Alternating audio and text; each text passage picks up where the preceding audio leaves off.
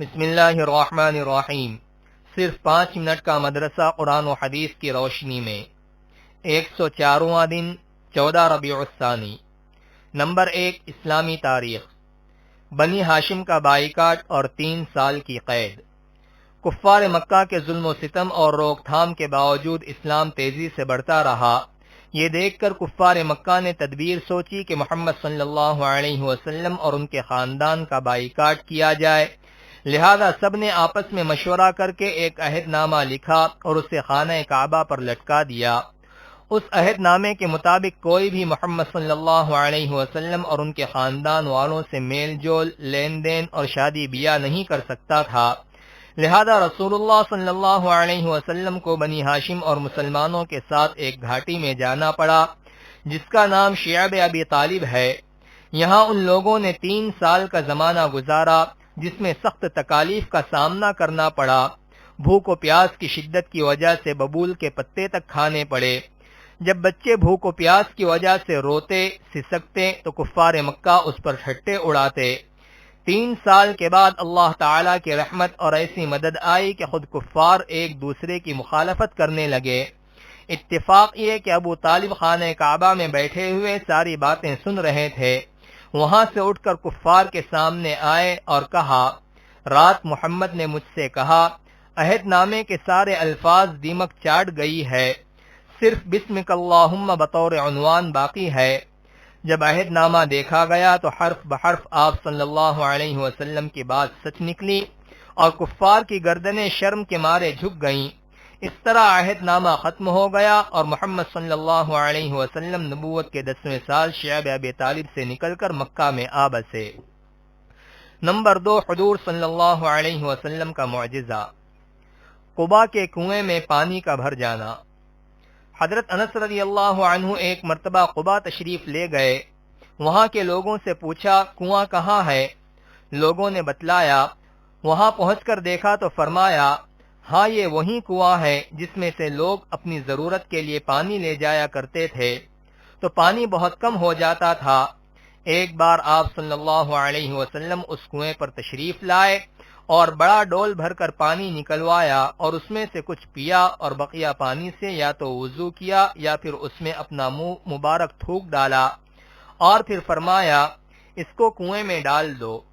حضرت انس رضی اللہ عنہ فرماتے ہیں کہ اس دن سے پانی کبھی کم نہیں ہوا۔ نمبر 3، ایک فرض کے بارے میں، قضا نمازوں کی ادائیگی۔ رسول اللہ صلی اللہ علیہ وسلم نے فرمایا، جو کوئی نماز پڑھنا بھول گیا یا نماز کے وقت سوتا رہ گیا تو اس کا کفارہ یہ ہے کہ جب یاد آئے اسی وقت پڑھ لے۔ فائدہ، اگر کسی شخص کی نماز کسی عذر کی وجہ سے چھوٹ جائے یا سونے کی حالت میں نماز کا وقت گزر جائے تو بعد میں اس کو پڑھنا فرض ہے۔ نمبر 4، ایک سنت کے بارے میں، قرضوں اور غموں سے نجات کی دعا۔ رسول اللہ صلی اللہ علیہ وسلم نے قرضوں اور غموں سے چھٹکارے کے لیے صبح و شام یہ دعا پڑھنے کے لیے فرمایا، اللہم انی اعوذ بک من الہم والحزن واعوذ بک من العجز والکسل واعوذ بک من الجبن والبخل واعوذ بک من غلبۃ الدین وقہر الرجال۔ نمبر 5، ایک اہم عمل کی فضیلت، 3 کام کرنے کی کوشش کرنا۔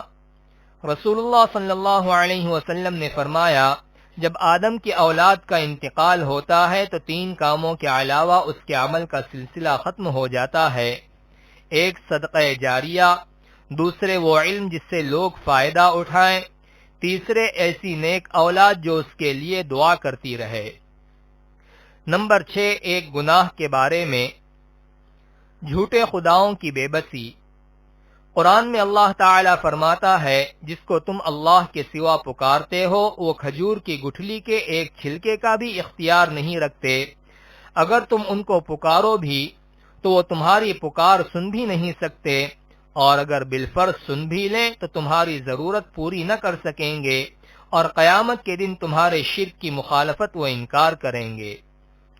نمبر 7، دنیا کے بارے میں، دنیا کی چیزوں میں غور و فکر کرنا۔ قرآن میں اللہ تعالی فرماتا ہے، اسی یعنی بارش کے پانی کے ذریعے اللہ تعالی تمہارے لیے کھیتی، زیتون، کھجور، انگور اور ہر قسم کے پھل اگاتا ہے، یقیناً ان چیزوں میں غور و فکر کرنے والوں کے لیے بڑی نشانیاں ہیں۔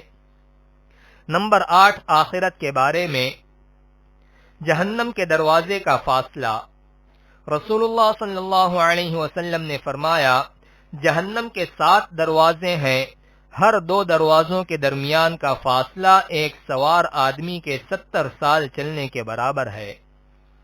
نمبر 9، طب نبوی سے علاج۔ کلونجی سے علاج۔ رسول اللہ صلی اللہ علیہ وسلم نے فرمایا، بیماریوں میں موت کے سوا ایسی کوئی بیماری نہیں جس کے لیے کلونجی میں شفا نہ ہو۔ نمبر 10، نبی صلی اللہ علیہ وسلم کی نصیحت۔ رسول اللہ صلی اللہ علیہ وسلم نے فرمایا، اپنے نفع کی چیز کو کوشش سے حاصل کرو اور اللہ سے مدد چاہو اور ہمت مت ہارو، اور اگر کوئی تمہیں حادثہ پیش آ جائے تو یوں مت کہو کہ اگر میں یوں کرتا تو ایسا ہو جاتا، بلکہ یوں کہو کہ اللہ تعالی نے یہی مقدر فرمایا تھا اور جو اس کو منظور تھا اس نے وہی کیا۔